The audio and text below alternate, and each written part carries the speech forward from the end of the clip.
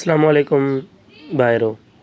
जीअं त अॻु में असां इसम जेके डिटेल सां उन जा क़िस्म डिटेल सां पढ़ी आया आहियूं ऐं इसम वाहिद पढ़ियोसीं, इसम जमे पढ़ियोसीं, इसम मुज़किर। अॼु असां पढ़ंदा इसम मोनस छा आहे। इसम मोनस छा आहे, उन जो वस्फ़ छा आहे। अहिड़ा लफ़्ज़ जेके जुमिले में कंहिं बि औरत यानी मादी लाइ इस्तेमालु थियनि त अहिड़ा नालनि खे इसम मोनस चइबो आहे। अहिड़ा लफ़्ज़ जेके जुमिले में कंहिं बि औरत लाइ यानी मादी लाइ इस्तेमालु थियनि त अहिड़नि नालनि खे इसम मोनस चइबो आहे।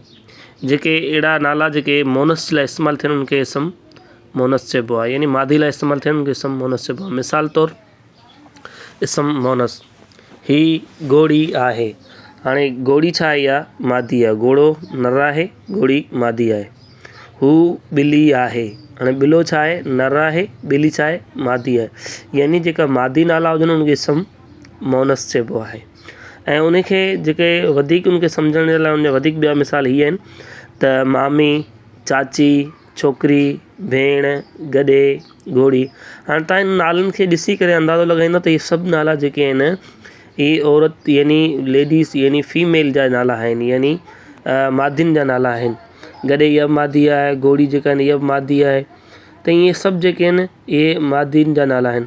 त इहे अहिड़ा नाला जेके बि हूंदा आहिनि उहे इसम मोनस हूंदा आहिनि। त तव्हां इन में ॿिया बि नाला ॻोल्हे सघो था। त उमेदु तव्हांखे अॼु जी हिन वीडियो में घणो कुझु नॉलेज हासिलु थींदी। ऐं असां नेक्स्ट वीडियो में मिलंदासीं। अल्लाह हाफ़िज़।